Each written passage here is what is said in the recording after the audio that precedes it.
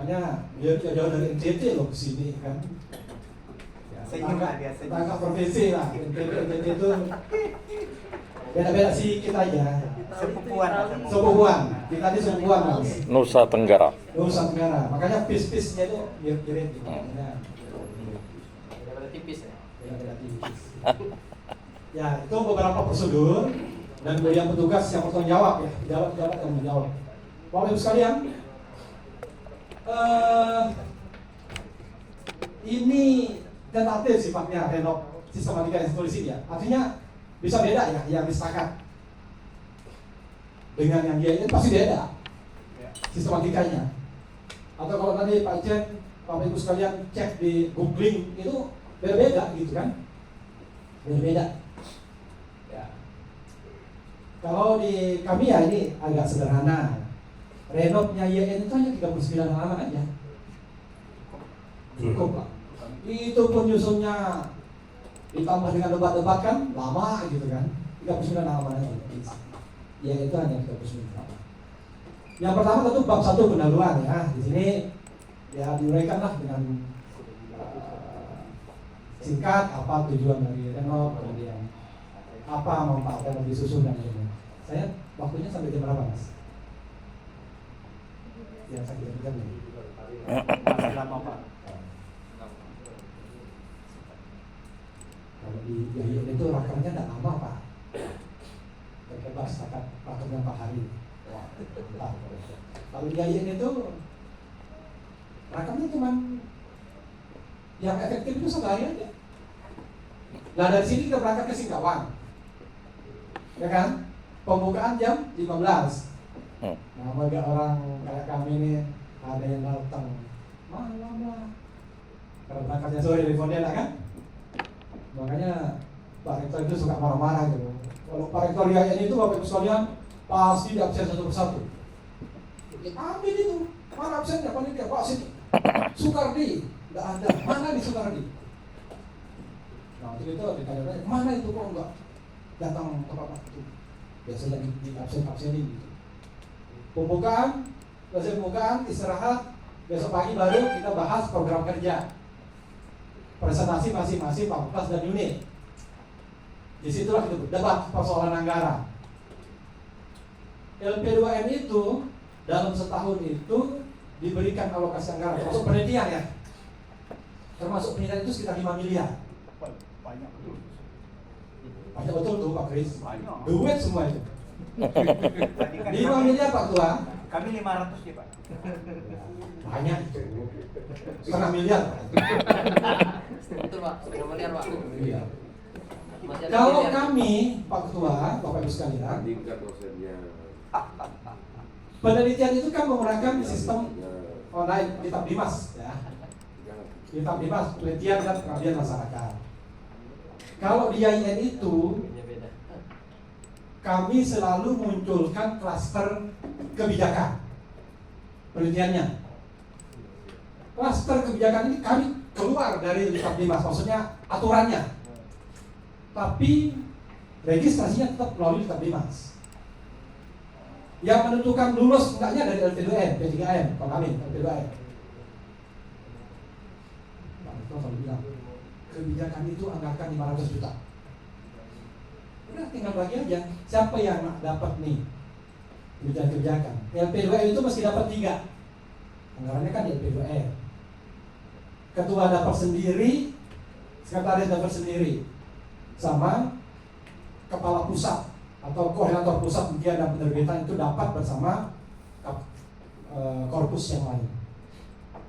Kalau tahun 2023 satu orang itu dianggarkan 75 juta untuk penelitian kebijakannya. Dan itu ya dapat langsung gitu karena udah dibagi dari anggaran sekian. Kemudian baru yang besar berikutnya itu adalah kuliah kerja lapangannya. IAIN itu Bapak Ibu sekalian, kalau KKL itu kita serahkan 100% kepada mahasiswa untuk memilih kawan satu kelompok, untuk memilih lokasi. Terserah mereka. Makanya itu hanya tersebar di 14 kabupaten. masuk di Pontianak. Karena mereka milih sendiri, teman sendiri.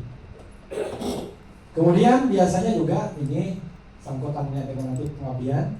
YIN itu juga mengadakan pengabdian masyarakat yang dibiayai untuk dosen-dosennya. Lagi kecil sih, itu biasanya hanya dianggarkan 7.500.000 satu proposal pengabdian. Ya, ini bab 1 yang pertama ya, pendahuluan. Silakan nanti disesuaikan saja. Baru kemudian di bab berikutnya itu adalah visi misi dan tujuan fakultas atau jurusan. Visinya apa, misinya apa, tujuannya apa. Tuh ini juga sudah ada semua kan. Tinggal kita tuang-tuangkan aja, tinggal kita geser-geser aja, tinggal kita alihkan saja ke mereka. Visi misi fakultas apa, visi misi misalnya kalau ini renoknya untuk tingkatan jurusan misalnya atau prodi, ya visi misi prodi itu apa, tujuannya apa. Terus ini tinggal kita minah-minahin aja lah di bab berikutnya ini. Visi misi tujuan. Kemudian bab berikutnya itu isu-isu strategis. Ini yang saya bilang tadi, kita juga tidak bisa menutup mata ya, Bapak Ibu sekalian, untuk perkembangan global ya. Nah, kan di sini perlu juga kita masukkan. Ya, misalnya hal yang berkaitan dengan isu-isu strategis. Ya. Nah, di Renok kami itu, ya pertama itu di isu-isu strategis ini berisi pertama itu peningkatan mutu kepemimpinan dan tata kelola. Kalau di tempat kami itu setiap tahun itu 2 kali setahun itu ada namanya apa itu? Biasanya menggunakan EO ya. Apa ya? Pokoknya kita kayak main-main tapi serius gitu ya. Apa namanya? Kalau kita saya lupa namanya. Ya, biasanya apa namanya Pak Abdul? Outbound. 2 kali setahun itu ada outboundnya. Ini tapi yang dilibatkan itu pejabat-pejabat ya, prodi, sekretaris prodi, unit-unit, rektor, rektor, dekan, segala macam. Kasubag, kabak itu dilibatkan semua dengan outbound 2 kali setahun dan itu pakai EO, menggunakan EO kan dianggarkan kan? Ya, pakai event organizer 2 kali setahun. Itu biasanya kami di Singkawang aja, di pantai, di hotel Kayangan. Ya, pinggir pantai biasanya di situ. Ini apa? Ini untuk menumbuhkan semangat kerjasama, kemudian juga kerjasama dalam tata kelola. Ya, salah satu programnya. Kemudian peningkatan kinerja mutu input sumber daya. Ya, diikutkanlah pelatihan-pelatihan, workshop, seminar-seminar, gitu ya. Ya kan? Di IAIN itu dosen-dosen bisa mengajukan permohonan kepada rektor untuk mengikuti seminar-seminar di luar kota, ya, dengan biaya dari institusi dari IAIN. Ini kan dalam rangka peningkatan mutu, ya. Kemudian peningkatan mutu yang berikutnya itu proses pembelajaran, penelitian dan pengabdian kepada masyarakat. Bapak Ibu sekalian, IAIN itu sudah lama sekali mencanangkan itu kelas digital. Jadi masing-masing kelas itu ada layar monitornya gitu, yang touch screen gitu. Tapi kalau udah tidak dipakai kuliah, kalau dosen sudah keluar, mahasiswa itu pakai untuk nonton YouTube. Iya, nonton YouTube, nonton film gitu kan. Kan layarnya tuh ada di depan. Kemudian LCD-nya itu pakai apa? Kan nggak perlu pakai kabel ya. HDMI. HDMI kan? Udah install itu di laptop, tinggal buka di sini di laptop YouTube, film apa? Mereka malah banyak rusak gitu. Banyak rusak. Ya. Banyak sekali yang rusak. Kemudian untuk penelitian itu karena memang klasternya sudah ditentukan dari pusat, dari Kementerian Agama, dari Dirjen Pendis, ya biasanya kita hanya mengembangkan saja klaster-klaster lokal, ya klaster-klaster lokal yang ada di Kalimantan Barat itu boleh kita kembangkan sepanjang ya kira-kira mengenai ke klaster ini yang sudah ditentukan oleh Dirjen Pendis. Ya, kalau pengabdian kepada masyarakat itu biasanya karena anggarannya sedikit, ya proposal yang diajukan itu terbatas jumlahnya dengan anggaran juga yang terbatas. Ya maksimal 7.500.000. Kemudian berikutnya, ya yang dimuat di bab isu-isu strategis ini adalah peningkatan mutu proses dan produktivitas luaran. Ya, outputnya apa, capaian atau luarannya itu apa. Ya. Beberapa prodi bahkan di IAIN itu, ya kegiatannya atau rencana program kerja yang bersumber dari Renov itu diverifikasi terlebih dulu oleh LPM. Kalau di sepakat mungkin P2M-nya diverifikasi dulu. Renovnya ini, program kerjanya ini. Kalau ada prodi-prodi yang atau fakultas-fakultas yang tidak menyusun rencana kerja sesuai dengan Renov, itu LPM kalau tempat kami itu memberikan paraf ini tidak disetujui atau ini disetujui. Ya. Setiap tahun, jadi program-program kerja yang bersumber dari Renov itu diverifikasi dulu oleh LPM kalau di tempat kami. Kalau menurut LPM ini, ada sangkut pautnya dengan akreditasi atau tidak ada sangkut pautnya dengan Renov, biasanya dicoret, disuruh ganti. Kan kita kadang-kadang suka menyusun program kerja itu sama dari tahun ke tahun, sama gitu. Kalau di IAIN itu program kerja yang sering ada itu, misalnya sekolah binaan namanya. Jika diverifikasi oleh LPM karena ini sudah berlangsung sekian tahun, biasanya itu dicoret dan diminta ganti namanya. Meskipun pada pelaksanaan kegiatannya lebih kurang sama aja pelaksanaan kegiatannya, hanya namanya aja yang berbeda. Kemudian di bab ini juga dicantumkan dampak hasil pendidikan dan penelitian. Bapak Ibu sekalian, di IAIN itu kita ada namanya HKI Center, Hak Kekayaan Intelektual Center atau Pusat Hak Kekayaan Intelektual. Jadi Bapak Ibu dosen yang menginginkan pendaftaran karya ilmiahnya dalam bentuk hak cipta itu mendaftarkan melalui HKI Center. Ya, ada biayanya nggak? Ada biayanya berdasarkan ketentuan yang dikeluarkan oleh Kementerian Hukum dan Hak Asasi Manusia. Dirjen HKI itu membebankan biaya itu 400.000 untuk satu hak cipta, pendaftaran hak cipta. Tetapi kalau untuk kita lingkungan perguruan tinggi itu bisa gratis, nggak bayar. Dosen itu bisa melanjutkan pendaftaran itu tidak bayar. Biaya 400.000 itu ya, tapi memang ada persyaratan-persyaratannya harus dipenuhi. Ya. Beberapa orang dosen di Universitas Tanjung Pura itu mendaftarkan HKI-nya itu, hak ciptanya itu ya melalui tempat kami. Ya, di IAIN. Banyak dosen-dosen entah itu yang kita kenal terutama itu mendaftarkan hak kekayaan intelektualnya dalam bentuk hak cipta itu ke kami. Nah ini harus jelas, harus diuraikan di Renov bagaimana prosedurnya, ya. Kemudian pengabdian kepada masyarakat ini juga harus diuraikan di dalam isu-isu strategis. Apa kira-kira isu-isu strategis dalam rangka pengabdian kepada masyarakat oleh Sivitas Akademika? Ya, pengabdian kepada masyarakat ini tidak melulu menjadi haknya dosen saja. Tenaga-tenaga pendidikan IAIN itu juga diberikan hak yang sama dengan dosen untuk melakukan pengabdian kepada masyarakat. Juga diberikan hak yang sama untuk ikut bersaing mendapatkan dana bantuan dari IAIN itu. Meski dia tenaga pendidikan gitu ya, bukan dosen, itu boleh itu. Dalam rangka penelitian, kalau di tempat kami itu, ya dan ini memang diatur juga di dalam Renov ya. Peneliti itu harus melibatkan mahasiswa minimal 1 orang. Ya, mahasiswa di jurusan masing-masing, ada di prodi masing-masing. Ya. Itu di bab isu-isu strategis. Kemudian di bab rencana operasional fakultas atau jurusan. Tentu ini kita harus nyusunnya 5 tahunan ya. 5 tahunan.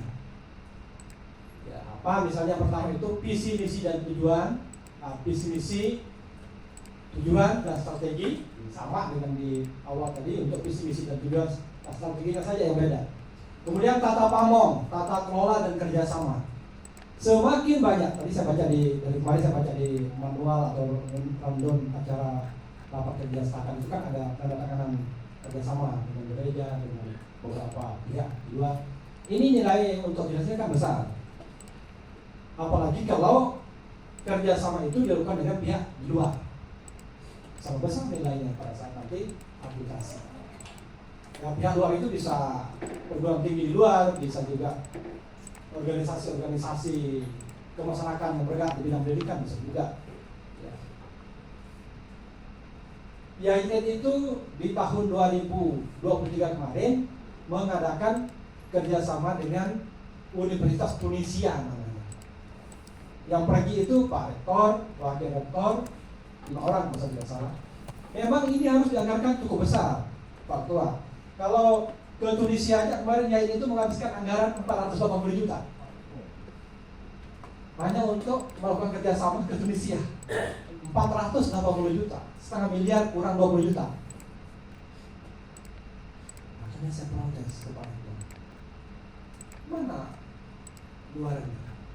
Mana outputnya dari duit yang 480 juta itu? Kalau boleh kita bilang nggak ada gitu. Awal-awal disosialisasikan di YIN itu ya ada beasiswa dan segala. Tahun ini YIN itu ada penandatanganan kerjasama ke Belanda, ke Eropa, namanya besar juga, ya. Lebih dari setengah miliar. Ya. Memang nilainya besar, ya. Tapi kan harus ada outputnya juga.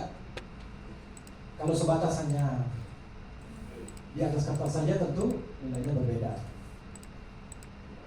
YIN juga biasanya kerjasama di Brunei dengan universitas di Brunei, termasuk juga di Sarawak ya. Sarawak ini kan dekat lah. Ya, kita bisa naik mobil sendiri ke Sarawak. Gitu. Beberapa kerjasama itu banyak dengan pihak Brunei dan Sarawak. Kemudian Bapak Ibu sekalian, di rencana operasional ini juga fakultas atau jurusan ya, ini nanti diuraikan juga mahasiswa masing-masing prodi, misalnya kalau di fakultas berapa tahun ini berapa, laki-laki perempuan berapa, kemudian pekerjaan orang tua dan lain diuraikan semua di sini ya, mahasiswa. Kemudian sumber daya manusia yang dimiliki oleh fakultas atau oleh jurusan, berapa PNS-nya, berapa non PNS-nya, berapa dosen tetap bukan PNS misalnya kalau di GIN itu, berapa ASN P3K-nya, harus semua diuraikan di sini. Kemudian keuangan, sarana dan prasarana. Keuangan fakultas itu berapa, digunakan untuk apa saja, sarana dan prasarana yang dimiliki itu apa saja, semuanya harus diuraikan di renov fakultas atau jurusan. Apakah sarana prasarana itu masih bermanfaat atau masih hidup atau tidak, semuanya harus diuraikan di sini. Apakah masih bisa difungsikan atau tidak, ya semuanya harus diuraikan. Karena ini berkaitan dengan sarana dan prasarana. Sedikit lagi Bapak Ibu sekalian. Kemudian dilanjutkan dari renov fakultas itu pendidikan dosennya, pendidikan sumber daya manusianya. Yang profesor itu berapa, atau yang guru besar itu berapa di jurusan atau di fakultas itu, yang doktor dengan fungsional lektor kepala berapa, yang fungsional lektor berapa, yang asisten ahli berapa, semuanya juga diuraikan di sini. Ya. Kemudian penelitian. Ya, penelitian itu anggarannya berapa, klaster-klasternya apa, laporannya ada atau tidak, semuanya juga dijabarkan di dalam renov fakultas, terutama yang berkaitan dengan penelitian. Ya, termasuk juga pengabdian kepada masyarakat. Ya, sama ya, yang penelitian ini juga harus diuraikan juga. Ya. Biasanya kami selalu minta kalau di IAIN itu Bapak Ibu sekalian, kalau misalnya ada seorang dosen yang memberikan materi di sebuah kegiatan, maka dia harus melampirkan semuanya itu, ya, laporan-laporan semuanya. Termasuk kalau di tempat kami itu, kalau ada dosen yang menjadi khotib aja hari Jumat itu, maka dia harus melampirkan untuk kemudian masyarakatnya ya. Kalau ada dosen yang mau minta surat keterangan pengabdian masyarakat untuk laporan beban kerja dosen atau beban kinerja dosen setiap semester, LP2N itu tidak akan memberikan surat keterangan pengabdian masyarakat terhadap dosen yang bersangkutan jika tidak dilampiri oleh dokumen-dokumennya, notasi bukti-buktinya gitu. Makanya kami sering diprotes terutama oleh dosen-dosen senior gitu. Kalau dosen-dosen senior kan mungkin ya karena administrasinya kurang rapi, lupa gitu. Jadi nanti dia buat surat permohonan. Dalam surat permohonannya itu ada 20 kegiatan pengabdian masyarakatnya, tetapi satu pun tidak dilampiri bukti. Ketika kami menolak untuk membuat, ya itu nanti ya kita di demo-demo lah bahasa apa tanda petiknya, atau kita di WA lah, ini kok LP2M ini susah benar gitu melakukan surat pengabdian masyarakat. Padahal itu harus dimasukkan ke dalam laporan BKD-nya. Ya. Kemudian yang terakhir ya, luaran dan capaian Tridharma perguruan tinggi dari seluruh ya isu-isu strategis ya renov di fakultas atau di prodi itu, ya luarannya itu apa saja, capaiannya dalam rangka Tridharma perguruan tinggi, pendidikan, pengajaran dan pengabdian masyarakat itu apa saja, itu mesti harus diuraikan. Di IAIN itu baru satu dosen yang memiliki hak kekayaan intelektual dalam bentuk saya lupa. Itu karena ada dosen, salah satu dosen di IAIN itu yang berhasil membuat sebuah teknologi gitu ya. Dia untuk mengajarkan materi-materi itu, dia berhasil menghasilkan sebuah teknologi atau cara sehingga dia dapatkan paten. Baru satu yang dapat paten itu dekan PEBI sekarang, dekan Fakultas Ekonomi dan Bisnis Islam, ya Pak Samsul Hidayat, namanya Quantum Hijaiyah namanya. Quantum Hijaiyah itu, mohon maaf Bapak Ibu sekalian, kalau di agama Islam itu kan kalau mau cepat pintar ngaji itu, maka dia itu pakai metode Quantum Hijaiyah. Ya, dalam seminggu itu biasanya sudah bisa baca Al-Quran. Nah itu untuk bab berikutnya, dan ini bab yang terakhir Bapak Ibu sekalian. Bab terakhir dalam renov itu sekali lagi nanti untuk sistematikanya bergantung kepada institusi masing-masing, bergantung pada dukungan perguruan tinggi masing-masing mau menggunakan sistematika seperti apa, mau yang lebih sederhana atau mau yang lebih luas, tergantung masing-masing. Nah, di penutup ini bab terakhir di renov itu tentu di sini Pak Ketua atau Pak Rektor memberikan apa harapannya dari diperlukan renov itu, ya baik itu kalau itu menyangkut renov di universitas seperti untuk universitas atau di sekolah tinggi, kalau itu renov diperlukan di fakultas berarti dekannya di sini memberikan harapannya apa, termasuk juga saran-saran untuk perbaikan renov. Kemudian juga kritikan-kritikan yang bersifat membangun untuk perbaikan renov. Dan saran kritikan ini mesti diberikan sebelum renov itu di SK kan. Ya, kalau sudah di SK kan, maka apa masukan dari Sivitas Akademika atau dari prodi atau dari Sivitas Akademika yang ada di institusi agak sulit dilakukan kalau sudah di SK. Makanya ini biasanya berikan sebelum peng-SK-an renov yang bersangkutan. Nah itu Bapak Ibu sekalian, pengalaman saya di YIN itu untuk menyusun renov, ya, baik itu renov di universitas atau di institusi, termasuk juga renov di fakultas, ya, termasuk juga renov di prodi.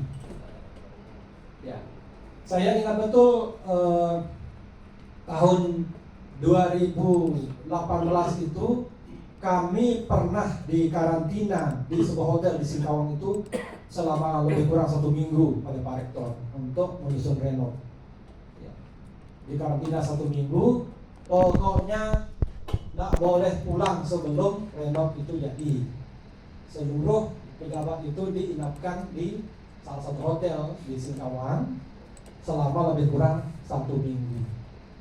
Ya, hampir 9 hari di karantina, dan akibat karantina itu banyak pegawai-pegawai, pejabat-pejabat di YIN itu yang tumbang, yang sakit, gitu. Bahkan ada yang dibawa ke rumah sakit Abdul Raja Singkawang itu karena serangan jantung gitu, akibat stresnya menyusun renov. Karena berburu dengan waktu, tahun 2018 itu Bapak Ibu sekalian, YIN itu akreditasi untuk pertama kali institusinya. Sebelumnya belum pernah akreditasi. Ya, zaman Stein itu yang diakreditasi itu hanya jurusan-jurusan aja. Steinnya sendiri belum pernah akreditasi. Maka pada saat alih status dari Stein ke YIN baru berhasil diakreditasi itu tahun 2018. Padahal alih statusnya itu 2013, peresmiannya oleh Menteri Agama 2014. Tapi baru berhasil akreditasi itu di tahun 2018. Dan tahun 2023 kemarin, 2023 akhir kemarin juga akreditasi yang kedua kalinya. Tapi masih dapat B institusinya. Nah, YIN itu sekarang sedang beralih status ke UIN Pontianak. Prosesnya sudah diajukan. Kemarin kami itu mentok di persyaratan kalau ingin merubah status dari YIN ke UIN itu harus ada minimal 2 prodi yang akreditasi unggul. Alhamdulillah sekarang di YIN itu sudah ada 2 prodi yang akreditasi unggul. 1 itu pendidikan agama Islam, 2 itu studi agama-agama. Studi agama-agama ini kami ada mahasiswa, mohon maaf, ada mahasiswa kami yang beragama Katolik 1. Studi agama-agama. Ada 1 orang. Dan yang paling langka peminat itu adalah SAA kalau di YIN. Kalau penerimaan mahasiswa baru gini Pak Ketua 5, 7 mahasiswanya. Gelarnya SAG, Sarjana Agama. Peminatnya sangat minim. Makanya sebelum akreditasi keluar itu Pak Rektor pernah berkelakar, udah itu bubarkan aja SAA gitu. Karena jadi beban gitu. Iya, ternyata akreditasinya unggul. Wah, luar biasa. Unggul, dan itu akreditasi oleh Ban PT. Bukan oleh Lamdik ya. Luar biasa itu. Ban PT akreditasi. Tapi ya itu Pak Ketua juga tahu lah, kalau akreditasi itu harus ada upaya-upaya di luar dulu ya. Kan susah begitu Pak Ketua. Ya kan, betul kan? Kira-kira lah dulu saya jadi kaprodi itu pekerjaan kaprodi yang paling menyestreskan itu kan akreditasi. Nah, pasti diserahkan juga begitu ketua jurusan pasti stres lah udah mau akreditasi itu. Mana itu? Kriteria 1 lah, kriteria 2, kriteria 9 kan? Aduh stres lah. Ya. Nah itu Bapak Ibu sekalian, ini sekali lagi hanya pengalaman saya saja sebagai tim penyusun renov di YIN. Tentu seperti yang saya utarakan di awal tadi tidak bermaksud untuk memberi Bapak Ibu sekalian yang hadir, pimpinan dan pejabat di masyarakat yang hadir pada akar sore hari ini. Saya akhiri, lebih kurangnya saya mohon maaf. Ya, terima kasih. Selamat sore dan salam sejahtera untuk kita semua.